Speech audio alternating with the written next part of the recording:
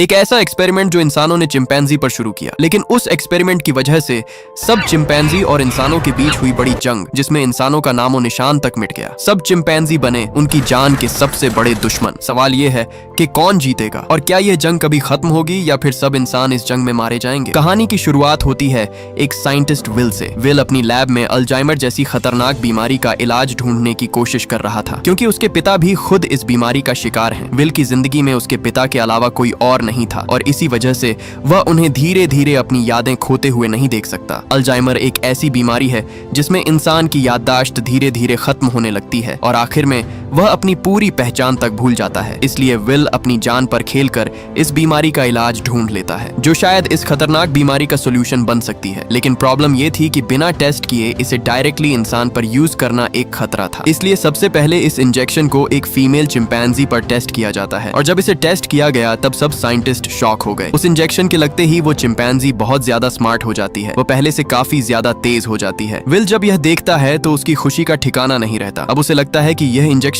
इंसानों के लिए भी काम कर सकती है। विल तुरंत इस इंजेक्शन के बारे में सबको बताता है। इसलिए एक बोर्ड मीटिंग रखी जाती है जहां विल अपनी रिसर्च और रिजल्ट्स की प्रेजेंटेशन देता है और सबको ये यकीन दिलाता है कि ये इंजेक्शन अब इंसानों पर भी काम कर सकता है। बोर्ड के सब मेंबर्स ये सुनकर बहुत इंप्रेस हो जाते हैं, क्योंकि ये दवा पूरी तरह अपना काम कर रही थी। इसी बीच दूसरी तरफ उस फीमेल चिंपैंजी को दिखाया जाता है जिसके ऊपर वह दवा टेस्ट की गई थी। तभी एक वर्कर उसे उसके सेल से निकालकर दूसरी जगह लेकर जाना चाहता था, लेकिन आज उस चिंपैंजी का बिहेवियर बहुत अलग ही लग रहा होता है। वह वहाँ से हिलना भी नहीं चाहती थी। जब वर्कर उसे जबरदस्ती वहाँ से ले जाने की कोशिश करता है तो वह अचानक बेकाबू हो जाती है। अगले ही पल वह अपने सेल से बाहर निकल जाती है और बाहर निकलते ही वह हर तरफ तबाही मचा देती है। हर तरफ तबाही फैलाते हुए वह सीधे उस लैब की तरफ आ जाती है जहाँ सब मेंबर्स की मीटिंग चल रही थी। यहाँ विल उसे रोकने की बहुत कोशिश करता है, लेकिन अब वह चिंपैंजी बहुत ज्यादा गुस्से में थी। इससे पहले वह किसी और को नुकसान पहुंचाती, गार्ड मौका देखते ही उसे गोली मार देते हैं, जिससे उसकी वहीं पर मौत हो जाती है। उस चिंपैंजी को मरता हुआ देखकर सब साइंटिस्ट को लगा कि विल की बनाई गई दवा की वजह से इस चिंपैंजी ने अपना कंट्रोल खो दिया। इसी वजह से सब साइंटिस्ट मिलकर एक डिसीजन लेते हैं कि लैब में जितने भी चिंपैंजीज हैं जिन पर यह दवा टेस्ट हुई है उन सबको खत्म कर दिया जाए। विल यह सुनकर शॉक हो जाता है। वह अपने बॉस को समझाने की पूरी कोशिश करता है। विल उसे कहता है कि उसकी दवा में कोई भी प्रॉब्लम नहीं थी, लेकिन उसका बॉस सीधे मना कर देता है। उसका बॉस यही मान रहा था कि उसकी दवा में ही गड़बड़ थी। अगर उसकी दवा सही होती तो वह चिंपैंजी इतने गुस्से में नहीं आती। यह सुनकर विल अंदर से पूरी तरह टूट जाता है। उसकी कई सालों की मेहनत एक ही झटके में जाया हो चुकी थी। दुख के साथ वह लैब के अंदर चला जाता है। जाते ही लैब का कंट्रोलर उसके पास आता है। वह उसे बताता है कि आपके लिए एक खुशखबरी है, आपकी बनाई गई दवा में कोई भी प्रॉब्लम नहीं थी, क्योंकि उस चिंपैंजी ने उसी समय एक बच्चे को जन्म दिया था। वह अपने बच्चे को अकेला छोड़कर वहां से नहीं जाना चाहती थी, इसलिए वह गुस्से में आ गई थी। ये सुनकर विल एकदम हक्का बक्का रह जाता है। अब उसे पूरी तरह समझ आ जाता है कि उसकी दवा में कोई भी प्रॉब्लम नहीं है। लैब कंट्रोलर उसे कहता है कि मैंने बाकी सब चिंपैंजीज को मार दिया, लेकिन मैं उस चिंपैंजी के बच्चे को नहीं मार पाया, क्योंकि अब इस लैब में उस चिंपैंजी के बच्चे को खतरा था। उसका बॉस कभी भी इस चिंपैंजी के बच्चे को मार सकता था। इसलिए विल उस बच्चे को सीधे अपने घर ले आता है। उस चिंपैंजी के बच्चे को विल के पिता देखकर काफी खुश होते हैं और सबसे हैरानी की बात यह होती है कि छोटा बच्चा होने के बावजूद उसका दिमाग सामान्य जानवरों जैसा बिल्कुल नहीं होता। उसका दिमाग इंसानों से 2 गुना तेज काम कर रहा था। कई दिन तक उस घर के अंदर रहते रहते अब उस चिंपैंजी के बच्चे को विल के पिता से लगाव हो चुका था। इसलिए अब विल के पिता के पास कोई और तो था नहीं, इसलिए वह उसे अपना बच्चा समझकर उसका नाम सीजर देता है। ऐसे ही टाइम गुजरता रहता है और अब 3 साल सीजर को विल के घर के अंदर रहते रहते निकल जाते हैं। अब सीजर काफी ज्यादा तेज हो चुका होता है। उसका दिमाग पहले से काफी ज्यादा इंटेलिजेंट हो चुका था। अब वह हर छोटे बड़े काम कर सकता था। वह गेम्स खेल लेता है, सब किताबें पढ़ लेता है। उसकी लर्निंग स्पीड इतनी फास्ट होती है कि विल भी उसे देखकर हैरान था। लेकिन सीजर के बस में अब भी एक चीज नहीं होती, वह सिर्फ इंसानों की तरह बोल नहीं सकता था। लेकिन इंटरेस्टिंग बात यह है कि वह हर बात को पूरी तरह समझता है। उधर विल के पिता की दिमागी हालत धीरे धीरे और खराब होती जा रही थी। अल्जाइमर की वजह से उनकी याददाश्त पूरी तरह खत्म हो रही थी। हालत इतनी बिगड़ जाती है कि उनकी नर्स भी उनका ख्याल रखने से साफ मना कर देती है, क्योंकि अगर वह और विल के पिता के साथ रही तो वह उसे कोई नुकसान पहुंचा सकते हैं। ये सुनकर उसका दिल अंदर से टूट जाता है, क्योंकि उसके पिता ही उसका आखिरी सहारा थे। लेकिन अब वह धीरे धीरे अपनी मौत के करीब जा रहे थे। विल जब लैब जाता है तो वहां से वह चुपके से वही एक्सपेरिमेंट वाला इंजेक्शन अपने घर ले आता है, जो उसने पहले सीजर की माँ और दूसरे चिंपैंजीज पर टेस्ट की थी। इस बार उसने ठान लिया था कि यह दवा उसके पिता के अल्जाइमर के लिए आखिरी सहारा हो सकती है, क्योंकि उसके पिता धीरे धीरे अपनी मौत के करीब जा रहे थे। इसलिए रिस्क लेते हुए वह अपने पिता को वह इंजेक्शन लगा देता है। पूरी रात विल टेंशन में सो नहीं पाता। हर वक्त उसके दिमाग में डर था कि उसके पिता को कुछ हो न जाए। लेकिन सुबह जब उसने आकर देखा तो उसके पिता बहुत तेजी से पियानो बजा रहे होते हैं, जिसे देखकर उसके चेहरे पर खुशी छा जाती है। मतलब कि उस इंजेक्शन ने अपना काम कर दिया था, जिसकी वजह से उसके पिता पूरी तरह ठीक हो चुके हैं। दूसरी तरफ हम सीजर को देखते हैं, जो खिड़की से बाहर बच्चों को खेलते हुए देखता है। उसका भी दिल करता है कि वह आजादी से बाहर घूमे। वह खुद को कंट्रोल नहीं कर पाता और चुपके से बाहर निकलकर एक पड़ोसी के घर चला जाता है, लेकिन वहाँ घर का मालिक उसे देख लेता है। वह आदमी गुस्से में बेसबॉल बैट उठाकर सीजर पर हमला कर देता है, लेकिन मौके पर विल आकर उसे बचा लेता है। वह आदमी उन तीनों पर गुस्से होता है। विल उसे समझाने की कोशिश करता है कि सीजर सिर्फ खेलने के लिए बाहर आया था, उसका कोई बुरा इरादा नहीं था। सीजर मेरा पालतू है, वह तब तक नुकसान नहीं पहुंचाएगा जब तक उसे न कहा जाए। लेकिन वह आदमी भड़काते हुए कहता है, यह बंदर दोबारा इधर आया तो मैं इसे जान से मार दूंगा। उस आदमी के हमले के दौरान सीजर के पैर में चोट लग जाती है। विल उसे जल्दी से डॉक्टर कैरोलिन के पास ले जाता है। जब डॉक्टर कैरोलाइन सीजर का इलाज करती है, तब वह अपने सामने सीजर का इंसानों जैसा बिहेव करता देखकर उसे यकीन नहीं आता। धीरे धीरे विल और कैरोलाइन के बीच दोस्ती बढ़ने लगती है और सीजर की बिल्कुल इंसानों जैसी हरकतें करने पर कैरोलिन उसे पसंद करने लगती है। कैरोलिन जब विल के घर आती है तो उसे पता चलता है कि सीजर हमेशा घर के अंदर ही कैद रहता है और उसे बाहर जाने की इजाजत नहीं होती। वह अक्सर घर की एक खिड़की से बाहरी दुनिया को देखता रहता है। कैरोलाइन विल से सीजर को बाहर ले जाने के लिए कहती है, क्योंकि वह घर के अंदर रह रहकर बोर हो चुका है। इसलिए यह सुनकर विल मान जाता है। उसी दिन ही वह दोनों मिलकर सीजर को पास के ही एक जंगल में ले जाते हैं। वहाँ हरा भरा खूबसूरत जंगल देखकर सीजर की खुशी का कोई ठिकाना नहीं था। वह जगह उसे बहुत पसंद आती है। धीरे धीरे 5 साल और गुजर जाते हैं। सीजर भी अब बड़ा और ज्यादा मैच्योर हो चुका होता है। एक दिन जब वह सब उस जंगल में थे तो वहाँ एक फैमिली आती है अपने डॉग के साथ। उसके गले में पट्टा बंधा हुआ था। उन लोगों का कुत्ता सीजर को देखकर जोर जोर से भौंकने लगता है। सीजर अपने ऊपर भौंकते हुए कुत्ते को देखकर उदास हो जाता है। उसके चेहरे पर उदासी इसीलिए आ जाती है क्योंकि उसी पल उसे याद आता है कि उसके अपने गले में भी वैसा ही पट्टा बंधा हुआ है। इसीलिए वह तुरंत विल से इशारों में पूछता है, क्या मैं भी कुत्ते की तरह एक कुत्ता हूँ जो तुमने मेरे गले में पट्टा बंधा हुआ है? विल उसे कहता है कि नहीं सीजर, तुम कोई जानवर नहीं हो, तुम मेरे बेटे हो। लेकिन सीजर अब पहले जैसा नहीं रहा था। उसके अंदर सवाल और गहरे हो चुके थे। वह अपनी पहचान को जानना चाहता था। ये सुनते ही विल उसे सीधे अपनी लैब के बाहर ले जाता है और अब उसे साफ सच बता देता है कि तुम्हारी माँ पर एक एक्सपेरिमेंट किया गया था और उसी एक्सपेरिमेंट की वजह से उसकी माँ तो मारी गई, लेकिन उसी इंजेक्शन की वजह से वह इतना इंटेलिजेंट बन पाया है। अब सीजर धीरे धीरे अपने बारे में सब समझने लगता है, लेकिन अपनी माँ के मरने की खबर सुनते ही वह अंदर से पूरी तरह दुखी हो गया। इसके बाद वे तीनों घर वापस आते हैं, जहाँ विल के पिता भी मौजूद होते हैं। सब खाना खा रहे होते हैं। तभी विल अपने पिता की तरफ देखता है, जो उल्टी चम्मच से खाना खा रहे थे। मतलब कि अल्जाइमर बीमारी ने दोबारा से उन्हें घेर लिया है, क्योंकि उस इंजेक्शन का टाइम पूरा हो चुका था। अब उस दवा का असर धीरे धीरे खत्म होने लगा। ये देखकर विल बहुत परेशान हो जाता है। अगले दिन जब विल अपने काम के लिए ऑफिस में होता है,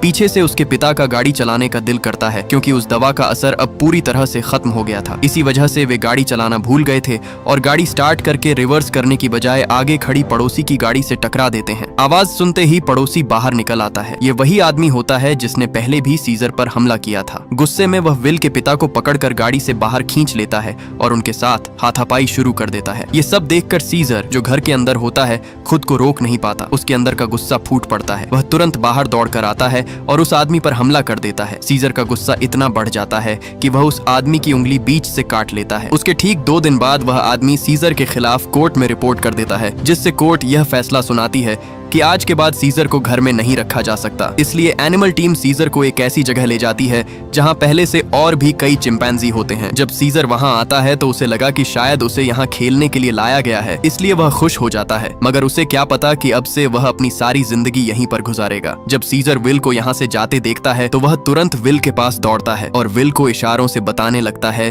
कि मुझे यहाँ मत छोड़ो, मुझे अपने साथ ले चलो। मगर विल उसे कहता है कि अब से तुम यहीं पर अपनी बाकी की जिंदगी गुजारो। ये सुनकर सीजर बहुत उदास हो जाता है। विल भी उसी पल अंदर से टूट जाता है, लेकिन उसके पास कोई और ऑप्शन भी नहीं होता। वह मजबूरी में बस इतना ही कह पाता है कि अब उसे यहीं रहना होगा। सीजर धीरे धीरे समझ जाता है कि इस बार विल उसे छोड़कर जा रहा है और शायद वह उसे दोबारा वापस लेने नहीं आएगा। दूसरी तरफ विल के पिता की हालत अब पहले से भी ज्यादा खराब हो चुकी थी। अल्जाइमर बीमारी ने उन्हें दोबारा पूरी तरह से अपनी जकड़ में ले लिया था। यह सब देखकर विल के अंदर दुख बढ़ जाता है, क्योंकि वह एक साइंटिस्ट होकर भी इस बीमारी का इलाज नहीं ढूंढ पा रहा था। अब वह फैसला करता है कि वह किसी भी सूरत में इस बीमारी का इलाज हर हाल में ढूंढ कर ही रहेगा। विल अपने बॉस से कहता है कि जब उसने वह इंजेक्शन अपने पिता को लगाया था तब वह पूरी तरह ठीक हो गए थे, लेकिन थोड़े ही दिन बाद अब उस दवा का असर खत्म हो गया और अब एक बार फिर से उस बीमारी ने उन्हें घेर लिया है। विल बॉस से कहता है कि अब वह दोबारा से एक नई दवा बनाएगा जिससे उसके पिता हमेशा के लिए ठीक हो सकें। इसलिए यह सुनकर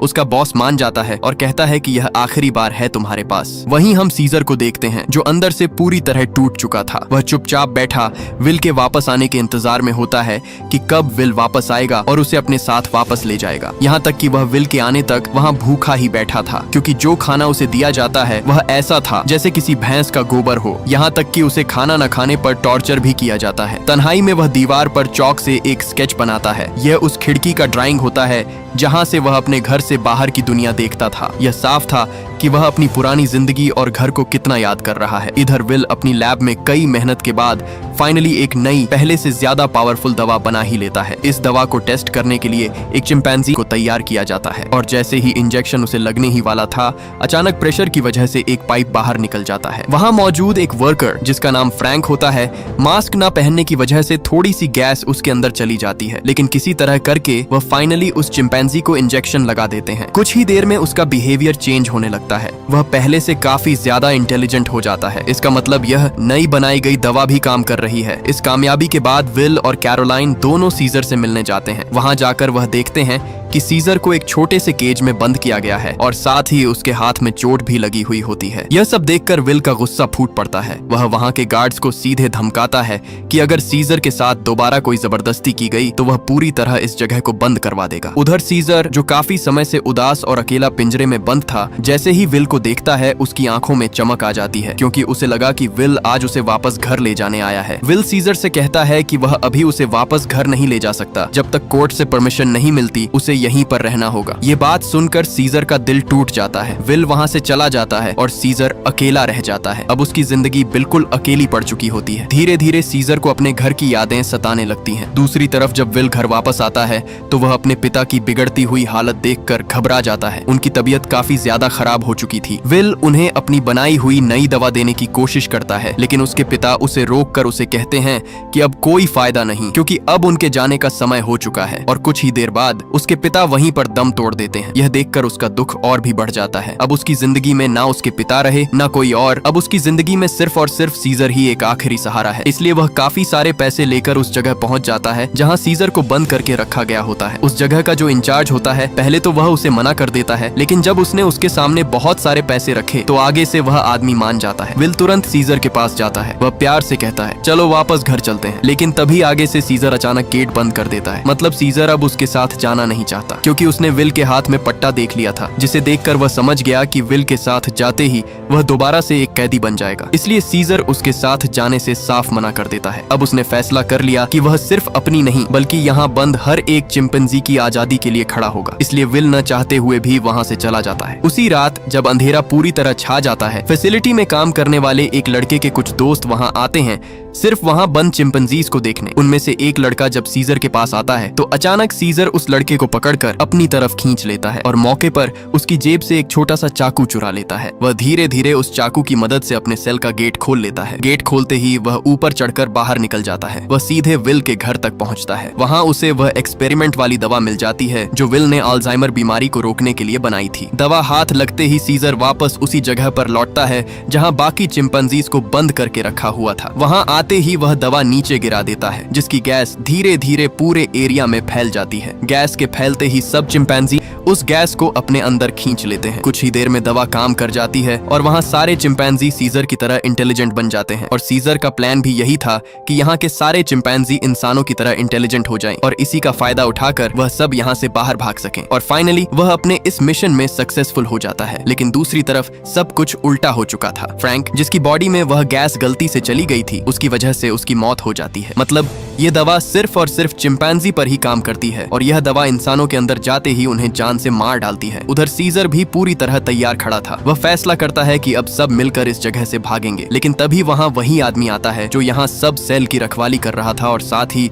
सब चिंपैंजीज को दिन रात टॉर्चर भी किया करता था। उसे देखते ही सीजर के अंदर गुस्सा उभर आता है। वह आदमी अपनी इलेक्ट्रिक स्टिक लेकर सीजर को शॉक मार देता है, लेकिन जैसे तैसे करके सीजर तुरंत उसका हाथ पकड़ लेता है। वह आदमी सीजर को उसका हाथ छोड़ने को कहता है और इसी बीच असली सीन आता है जब सीजर ने उस आदमी को अपने मुंह से पहली बार नो बोला। अगले ही पल सीजर उसे जोरदार मुक्का मार देता है। उसके बाद वह एक एक करके कैद हुए सारे चिंपैंजीज को आजाद कर देता है। इसी दौरान वह वर्कर दोबारा से आ जाता है। वह तुरंत इलेक्ट्रिक स्टिक उठाकर उन्हें मारने की कोशिश करता है, लेकिन तभी सीजर ने प्रेशर पाइप खोल दिया, जिससे उसकी पूरी बॉडी में करंट फैल जाता है और उसकी वहीं पर मौत हो जाती है। इसके बाद सारे चिंपैंजी उस जगह से बाहर निकलकर शहर की तरफ बढ़ने लगते हैं। थोड़ी ही देर बाद वह सब चिंपैंजी उस शहर के अंदर पहुंच जाते हैं। पहुंचते ही उन्होंने हर तरफ तोड़फोड़ कर दी। सीजर अपने सभी साथियों को लेकर विल की लैब के पास पहुंचता है। लैब के अंदर घुसते ही उन्होंने कैद हुए बाकी साथियों को भी आजाद कर दिया और अब यहाँ इनकी पूरी फौज बन चुकी थी। वहीं विल, जिसे सीजर की बहुत याद आ रही थी, वह उस जगह पर कॉल करता है जहाँ सीजर को रखा गया था, लेकिन आगे से कोई भी जवाब नहीं आता। टेंशन में आकर वह सीधे उस जगह पर आता है। वहाँ आते ही उसे एक भी चिंपैंजी दिखाई नहीं देता। इसी दौरान उसे एक जख्मी हुआ वर्कर मिला जिसकी हालत खराब थी। विल ने उससे सीजर के बारे में पूछा। उसने उसे बताया कि सीजर सबको लेकर चला गया और सीजर जाते जाते बोल भी गया था। ये सुनते ही विल समझ जाता है कि सीजर उसी जंगल की तरफ ही जा रहा होगा जहाँ बचपन में वह उसे ले जाया करता था और वह जंगल उसका पसंदीदा था। दूसरी तरफ सीजर अपनी पूरी फौज के साथ शहर को पार करके आगे बढ़ रहा होता है। आगे बढ़ते ही उनके सामने एक बड़ा ब्रिज आता है जहां पुलिस पहले से ही उनका रास्ता रोक कर खड़ी होती है। अब असली जंग शुरू होने वाली थी। चिंपैंजीज और पुलिस के बीच एक बड़ी फाइट शुरू हो जाती है, लेकिन सीजर का मकसद इंसानों को नुकसान पहुंचाना नहीं था।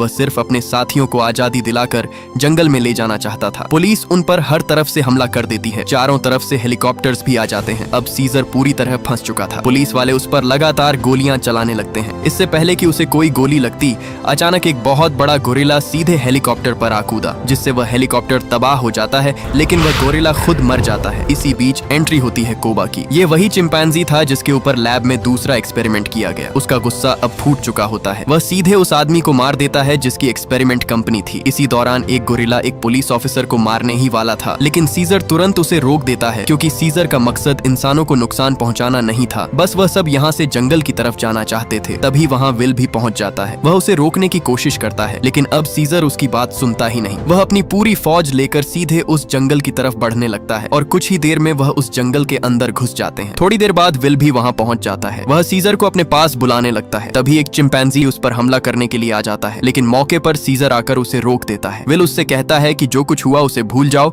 और मेरे साथ मेरे घर चलो, लेकिन आगे से सीजर दुखी होकर उसे गले लगाता है और उसके कान में कहता है, अब मैं तुम्हारे साथ नहीं जाने वाला, क्योंकि अब यही मेरा घर है। इसलिए विल न चाहने के बावजूद उसे वहाँ छोड़कर अकेला वापस चला जाता है। अब सीजर और उसके साथी इसी जंगल में रहने वाले थे और अब इस जंगल का लीडर भी सीजर बन जाता है। दूसरी तरफ हम विल के पड़ोसी को देखते हैं। ये वही आदमी है जिसकी उंगली कभी सीजर ने काटी थी। तभी उसकी नाक से खून बहने लगता है। असल में फ्रैंक, जो विल का दोस्त था, एक्सपेरिमेंट के दौरान वह गैस उसके अंदर चली गई थी। वह उसके बारे में विल को बताने उसके घर आया होता है, लेकिन उसे विल घर पर नहीं मिलता। इसलिए फ्रैंक उसके पड़ोसी के पास चला गया। वहीं पर उसे जोर की खांसी आई और नाक से निकले हुए खून के छींटे उस पड़ोसी पर जा गिरते हैं और यहीं से सब कुछ बदल जाता है। वह पड़ोसी एक पायलट होता है जो इंटरनेशनल फ्लाइट्स चलाता है, मतलब एक जगह से वह दूसरी जगह रोज ट्रैवल करता है और इन्फेक्टेड होने की वजह से वह धीरे धीरे पूरी दुनिया में यह खतरनाक वायरस फैलाने लगता है और देखते ही देखते पूरी दुनिया इस वायरस की लपेट में आ जाती है। इस कहानी का नेक्स्ट चैप्टर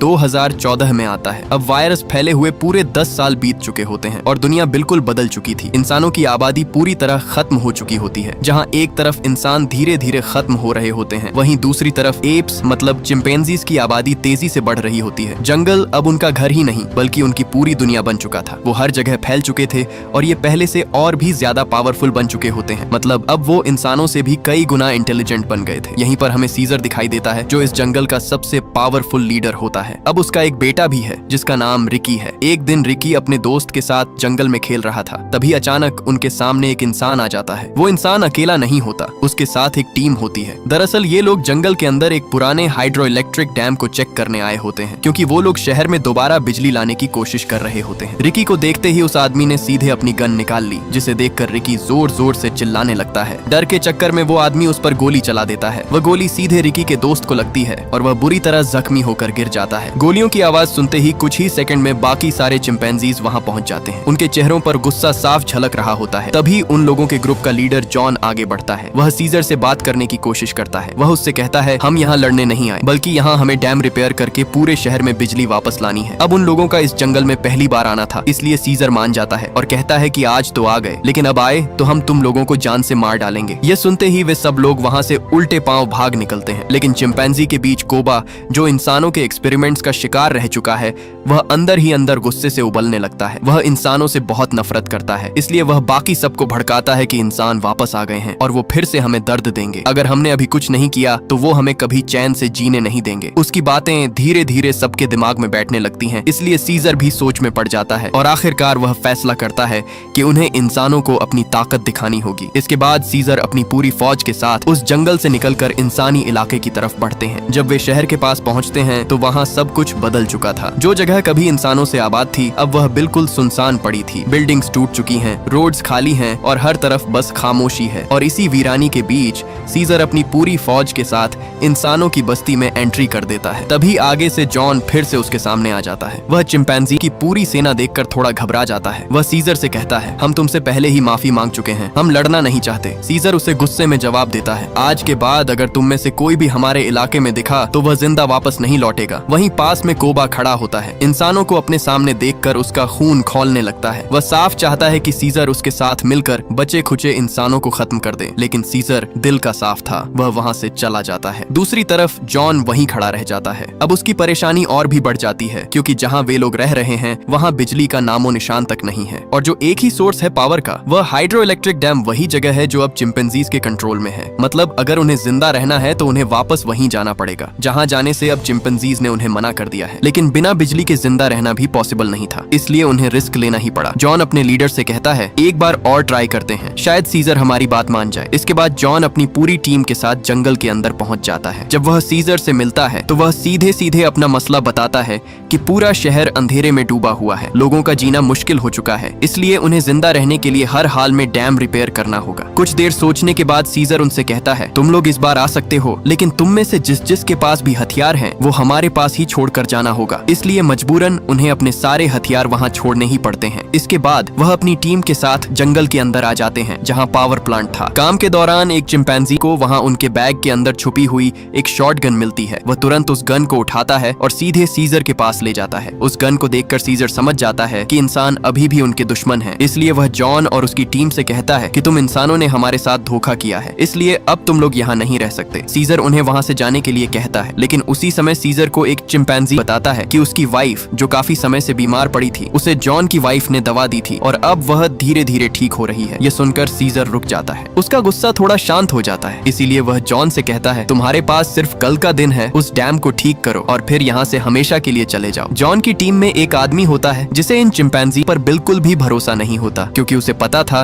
कि ये चिंपैंजी पर कभी भी हमला कर सकते थे। इसी वजह से वह अपने साथ बहुत सारी मशीन गनें लेकर आया होता है, ताकि वह सब चिंपैंजी को खत्म कर सके। जब वे लोग चुपके से हमले की तैयारी कर रहे होते हैं, तब उन्हें ऊपर से कोबा देख रहा होता है। देखते ही उसकी आंखों में गुस्सा भर जाता है। वह तुरंत सीजर के पास जाता है और उससे कहता है, इंसानों के पास एक हथियार नहीं, बल्कि उन्होंने पूरी की पूरी गाड़ी भरी हुई है। वे हमसे झूठ बोल रहे थे, वे झूठे हमें मारने के लिए यहाँ आए हैं। लेकिन सीजर उसे शांत रहने को कहता है। वह कहता है कि मैंने उन्हें कल का दिन दिया है, कल अगर ये लोग यहाँ से न गए तो हम इन सबको मार डालेंगे। लेकिन कोबा के अंदर जलता हुआ गुस्सा उसे रोक नहीं पाता, इसलिए आगे से सीजर भी गुस्से में आकर उसकी अच्छी खासी धुलाई कर डालता है। उस धुलाई में उसकी हालत बुरी हो जाती है। अपनी हालत की वजह से वह बदले की आग में जल रहा होता है। वह किसी तरह वहाँ से बचकर निकल जाता है और सीधा इंसानी बस्ती की तरफ आ जाता है। वहाँ पहुंचकर वह इंसानों के हथियार उठाकर बिना सोचे वहाँ कई लोगों को मार देता है। अपना बदला लेने के बाद वह दोबारा जंगल में आता है। वहाँ आते ही वह कई चिंपैंजियों के घरों को आग लगा देता है। धीरे धीरे वह आग फैलने लगती है और अब वह अपना बदला सीजर से लेना चाहता था। जब उसने सीजर के पास मौजूद कोई भी चिंपैंजी नहीं देखा तो उसने बिना वक्त गंवाए उसे गोली मार दी। गोली लगते ही सीजर नीचे गिर जाता है। वह तुरंत बाकी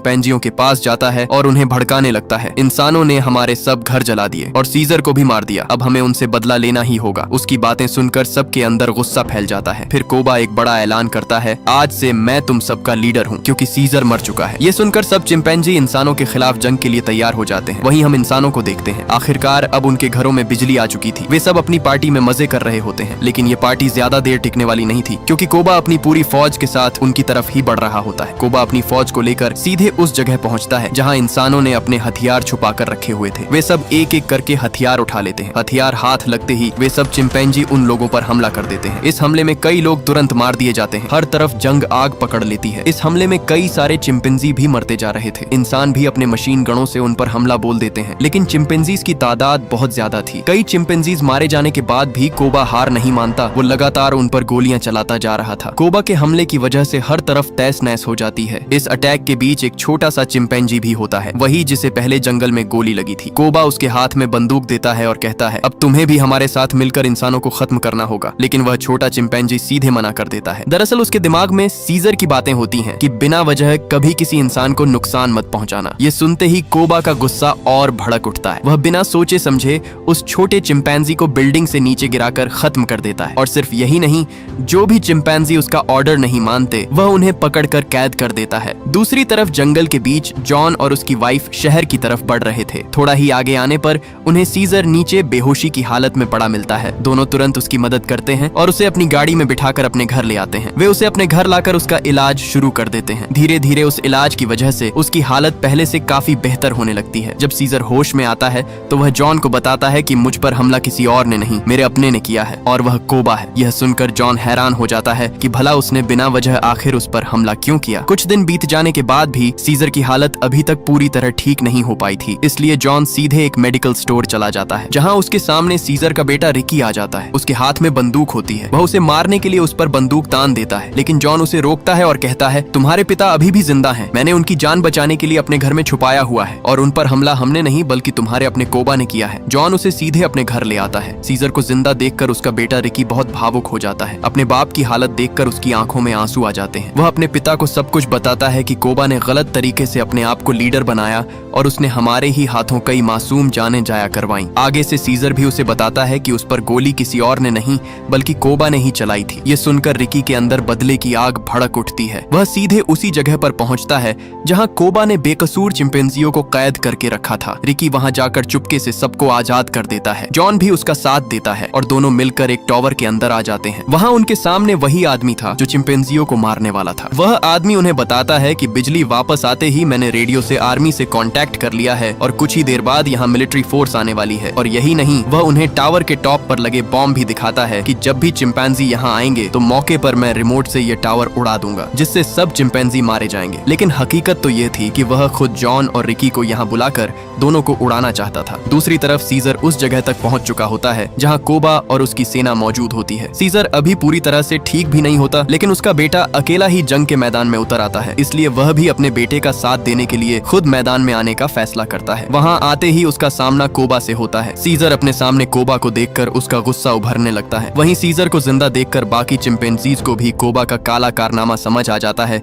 कि कोबा ने उनके साथ धोखा किया है। उधर शहर के दूसरे हिस्से में वही आदमी जब सीजर के बेटे और बहुत सारे चिंपैंजियों को अपने पास आता देखता है तो रिमोट से सारे बम ब्लास्ट कर देता है, लेकिन जिसकी नीयत खराब हो वह खुद कहाँ बचने वाला है। बेचारा उन चिंपैंजियों को मारने के चक्कर में खुद अपनी जान गंवा देता है और कई चिंपैंजियों के साथ साथ वह भी मारा जाता है। लेकिन खुशकिस्मती से सीजर का बेटा रिकी बम ब्लास्ट में बच जाता है। उधर जब उस काले कोबा ने सब चिंपैंजियों को सीजर के साथ खड़ा होता देखा तब उसने अपनी बंदूक से एक एक करके बहुत सारे चिंपैंजियों को मारना शुरू कर दिया। लेकिन अपने सामने अपने साथियों को मरता देखकर सीजर ऊपर से एक बहुत ही बड़ी छलांग लगाता हुआ सीधे उस पर हमला कर देता है। उस हमले में कोबा नीचे गिरते गिरते एक लोहे से अटक जाता है। अब वह सीजर से मदद मांगता है, इसलिए सीजर उसका हाथ पकड़कर उसे ऊपर खींचने लगता है, लेकिन तभी अचानक वह उसका हाथ छोड़ देता है और कोबा सीधे नीचे गिरकर मारा जाता है। सीजर ने उसकी मदद इसलिए नहीं की क्योंकि उसने अपने ही खानदान से गद्दारी की थी। इसके बाद सीजर और जॉन दोनों एक दूसरे के साथी बन जाते हैं, क्योंकि बुरे वक्त में भी जॉन ने उसका साथ दिया था। उसने उसकी और उसके बेटे दोनों की जान बचाई थी। जॉन उससे कहता है कि अब तुम्हें यहाँ से जल्दी ही जाना होगा, क्योंकि थोड़ी ही देर बाद यहाँ बहुत बड़ी आर्मी पहुँचने वाली है। जितना जल्दी हो सके अपने साथियों के साथ यहाँ से भाग जाओ, क्योंकि आर्मी तुम सबको देखते ही अंधाधुंध फायर कर देगी। जाएगी। इसके बाद सीजर बाहर आ जाता है, जहां उसके सामने उसकी अपनी वाइफ खड़ी होती है, जिसका एक नया बेबी पैदा होता है, जिसे देखकर वह बहुत ज्यादा खुश हो जाता है। सब चिंपैंजी सीजर के सामने खड़े थे, क्योंकि अब हमेशा के लिए वही उनका लीडर है। वह सब उसके सामने झुक जाते हैं, क्योंकि उन्हें पता था कि आने वाली इंसानों के साथ जंग में सिर्फ सीजर ही उनका लीडर हो सकता है। और इस मूवी का पार्ट 1 यहीं पर एंड हो जाता है। अगर आपको इसका पार्ट 2 चाहिए तो कमेंट में पार्ट 2 जरूर लिखिएगा।